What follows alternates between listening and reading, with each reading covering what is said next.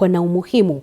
Hii leo maafisa wa polisi ama idara ya polisi imefunga kabisa jiji lile la Nairobi kuingia haswa eneo lile la bunge, na pia kuna wengine ambao wamekamatwa katika maandamano, na nikawa nikifikiria kuna umuhimu wa maandamano kwa siku hii.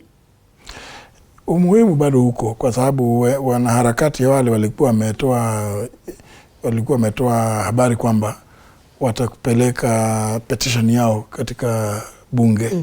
Na walikuwa wameelezea vizuri, kama nikikumbuka vile niliona wakisema walikuwa waanzie pale Jivaji Gardens, watembee polepole mpaka pale bungeni wawakilishe ile petition yao.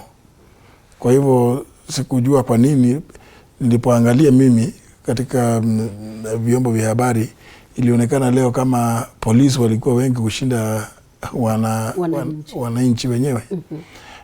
Lakini unajua hata kama watakuwa watu 5, watu 10, bora wapewe ulinzi inavyofaa. Wapeleke ile petition, na kwa sababu ni jambo la kawaida liko katika katiba, naona ni jambo la kuhuzunisha kwamba maafisa wa polisi wanaogopa kusikia mtu akisema ako na petition anataka kupeleka popote. Wanaanza kuhofia kutakuwa na ghasia. Lakini vile niliona leo, hakuna watu ambao wangeleta furugu lolote pale.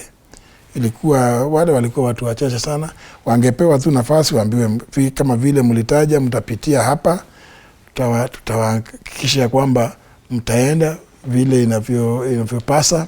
Polisi wakichunga wale wengine ambao wako na pia na uhuru wao wa kuenda katika shughuli zao. Wale ambao hataki mambo ya kuandamana waendelee na shughuli zao. Swala la ama nitasema memories za 2024 Juni hazijatoka katika akili ya viongozi na hasa serikali na pia maafisa wa idara ya usalama. Labda hii ndio hofu kuu wakati ambapo kunahitajwa maandamano, wanaona tu wafungi.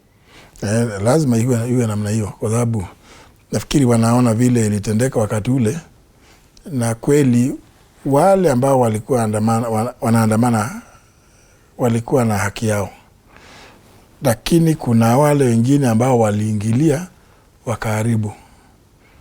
Kwa hivyo sijui serikali ndio tunatakiwa tufanye training ya kutosha kwa maafisa wetu, wajue kama mtu anasema anaenda kupeleka ako na jambo fulani, hata kuwakilisha pahali fulani.